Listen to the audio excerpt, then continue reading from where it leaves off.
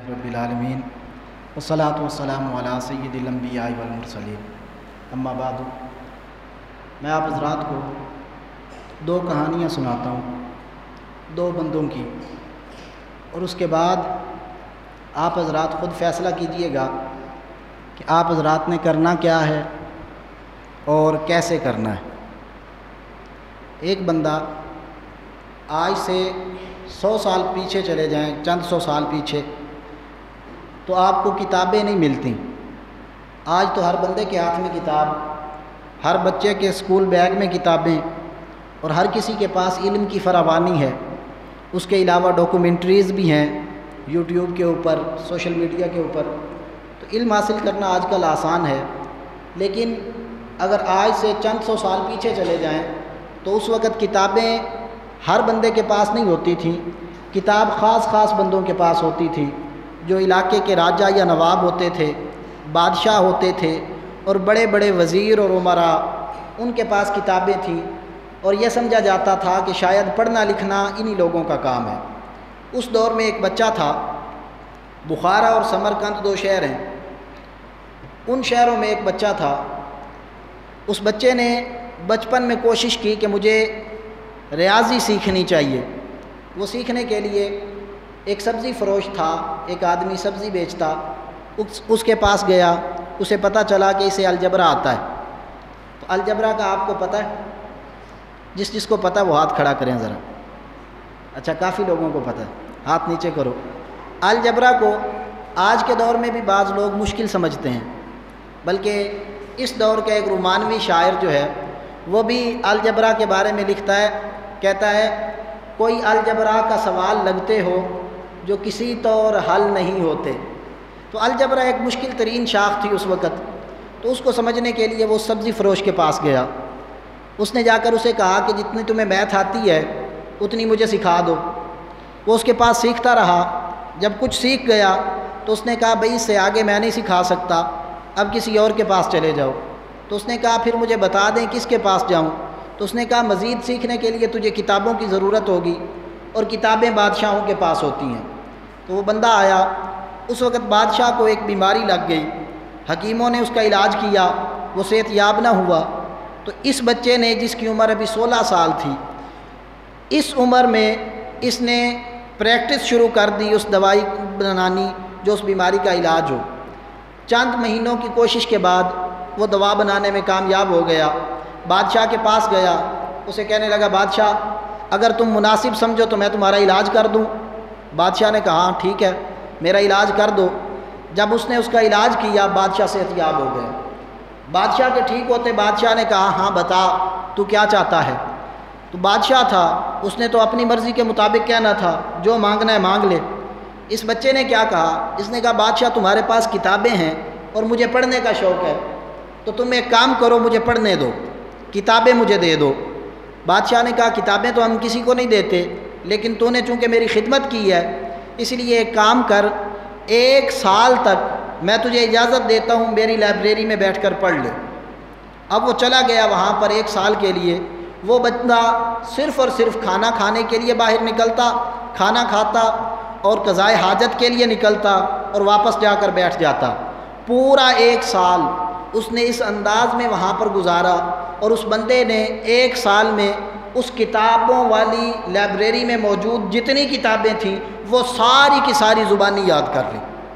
और इस बंदे का नाम, ये बंदा जब बाहर निकला तो इसने तकरीबन 500 किताबें लिखीं। इस बंदे का नाम था अबू अली सीना, अवी सीना इसे कहते हैं। तो इस बंदे ने इतनी मुश्किल ज़िंदगी गुजार कर उसके बावजूद इल्म हासिल किया, और आज हमारी जितनी भी मेडिकल साइंस है वो सारी की सारी इसी के फार्मूलों को लेकर उसको तरक्की देती हुई इस मकाम तक पहुंची है। तो आप बताएं, आप में से किसी के लिए क्या इतनी मुश्किल है कि कोई पढ़ाने वाला ना हो? बोलिए ना, क्या आपको पढ़ाने वाले नहीं मिलते? मिलते हैं। किताबें भी मिलती हैं या नहीं मिलती? उसके बावजूद आप क्या करते हैं? पबजी खेल लूँ, गेम खेल लूँ, कोई काम कर लूँ, बस पढ़ना ना पड़े। ज़्यादा से ज़्यादा मूवीज़ देख लूँ, पढ़ना ना पड़े, ऐसा ही है। लेकिन जिन लोगों ने اتنی مشکلات سے گزر کر پڑھا، ہم آج ان کا نام لے رہے ہیں۔ اگر آپ بھی زندگی میں مشکلات سے گزر کر کو کارنامہ کر جائیں گے تو لوگ آپ کا نام لیں گے، ورنہ چند سال بھی نہیں گزریں گے اور لوگ آپ کا نام تک بھول جائیں گے۔ اسی طریقہ سے ایک اور بندہ تھا، وہ چھوٹا بچہ تھا، پڑھانے والے میں نے بتایا کہ کم ہوتے تھے، جب کتابیں ہی نہیں تھیں تو پڑھانے والے بھی کم ہونے تھے۔ اس بچے کو پڑھنے کا شوق تھا۔ کسی نے اس کو کہا کہ ہوم ٹیوٹر کے طور پر یہاں پر نواب کے گھر میں اس کے بچے کو پڑھانے کے لیے ایک پڑھا لکھا آدمی آتا ہے۔ تو اس نے ایک کام کیا، اس کی راہ دیکھنے لگا، راستے میں کھڑا ہو گیا، اسے آتے دیکھا، پھر اسے واپس جاتے دیکھا، اگلے دن پھر آتے دیکھا، پھر واپس جاتے دیکھا۔ تیسرے دن اس بندے نے کہا، اے اللہ کے بندے میرے قریب آ۔ وہ چھوٹا بچہ تھا، وہ قریب آیا۔ اس نے کہا مجھے اتنے غور سے کیوں دیکھتے ہو؟ اس نے کہا جی میں نے سنا ہے آپ کے پاس علم ہے، آپ پڑھاتے ہیں۔ انہوں نے کہا ہاں میں پڑھاتا ہوں۔ تو وہ کہنے لگے کہ میرے کچھ سوال ہیں، جب آپ آتے ہیں تو کوشش کر کے مجھے سوالوں کا جواب دے دیا کریں۔ اس نے کہا میرے پاس وقت نہیں ہوتا، میں صبح آتا ہوں اور شام کو واپس جاتا ہوں، سارا دن نواب کے گھر میں رہتا ہوں، وقت نکالنا بہت مشکل ہے۔ تو اس بچے نے کہا سر کوئی مسئلہ نہیں، آپ کے پاس وقت نہیں ہے نا، تو جب آپ آتے ہیں اس وقت سواری پر تو آپ کا وقت لگتا ہے، اور جب واپس جاتے ہیں تو آپ سواری پر بیٹھ کر جاتے ہیں، اس وقت بھی آپ کا وقت لگتا ہے۔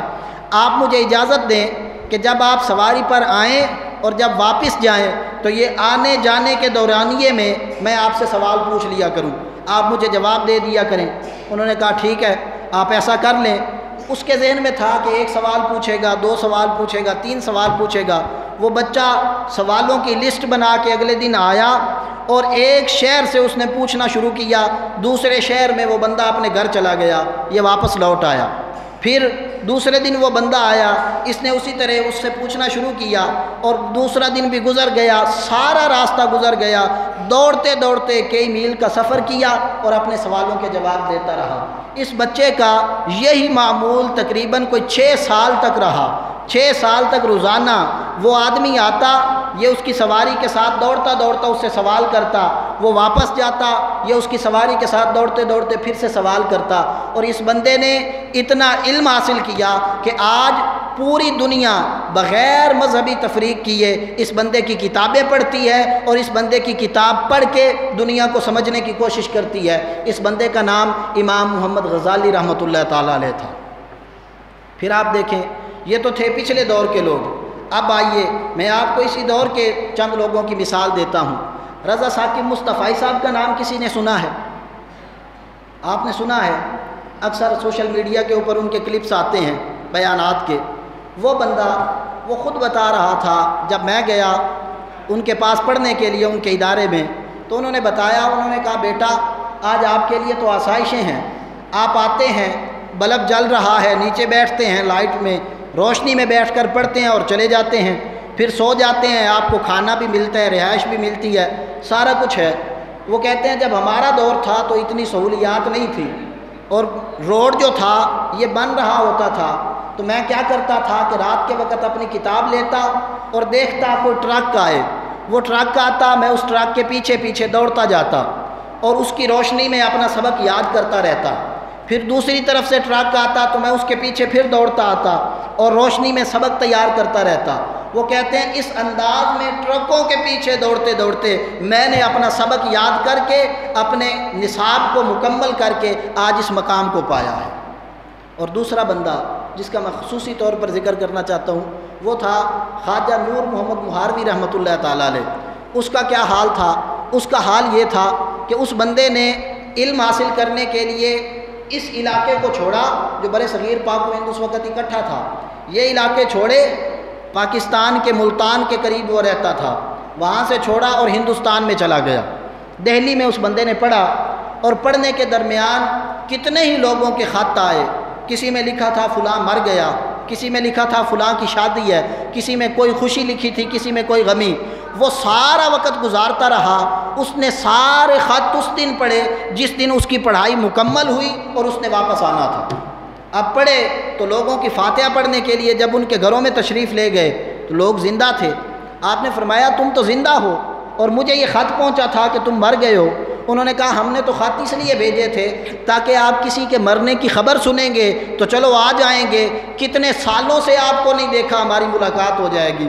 انہوں نے فرمایا کہ میں نے جب تک پڑھتا رہا ہوں تب تک ایک مرتبہ بھی مڑ کر میں نے نہیں دیکھا کہ میرے گھر والوں کا حال کیا ہوگا۔ پھر وہ اس مقام پر پہنچے کہ آج دنیا انہیں خواجہ نور محمد مہاروی رحمۃ اللہ تعالیٰ علیہ کہہ کر فخر محسوس کرتی ہے۔ اور آخری نام ابن خلدون کا ہے۔ ابن خلدون جب پڑھنے کے لیے الازہر میں داخل ہوا تھا، وہ داخل ہوا، جتنے سال اس نے پڑھنا تھا وہ پڑھا، سال ہا سال گزر گئے، ابن خلدون نے کبھی باہر نکل کے جامعہ کے دروازے کو بھی نہیں دیکھا، اندر ہی رہا، پڑھتا رہا۔ لیکن جب پڑھ کے باہر نکلا تو بادشاہ وقت بھی اس کے آگے ہاتھ باندھ کے کھڑا تھا، بڑے بڑے لوگ اور عمراء بھی اس کے علم کی وجہ سے اس کے سامنے ہاتھ باندھتے تھے۔ تو یہ ایک چکی ہے جس میں پسنا پڑتا ہے، ایک گھاٹی ہے جس سے گزرنا پڑتا ہے، ایک مشکل مرحلہ ہے جس کو عبور کرنا پڑتا ہے، اس میں سختیاں بھی ہوتی ہیں، پریشانیاں بھی آتی ہیں، تکلیفیں بھی ہوتی ہیں، سب کچھ ہوتا ہے۔ لیکن اس راستے سے اگر کوئی گزر جائے تو جب وہ مقام پر پہنچتا ہے تو بڑے بڑے سلاطین اور عمرائے وقت اس کے سامنے سر جھکا کے کھڑے نظر آتے ہیں۔ اس لیے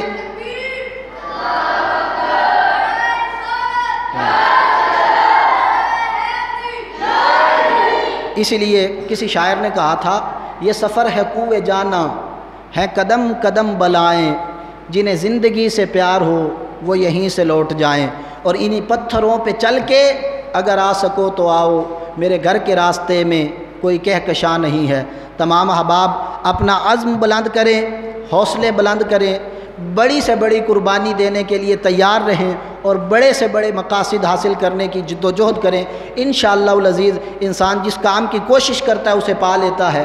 اگر آپ نے بڑی کامیابی کے لیے اپنے آپ کو تیار کر لیا تو پھر دنیا کی کوئی طاقت آپ کو کامیاب ہونے سے روک نہیں سکتی۔ دعا کرتے ہیں خالق کائنات ہمارا حامی و ناصر ہو۔ والسلام علیکم ورحمۃ اللہ وبرکاتہ۔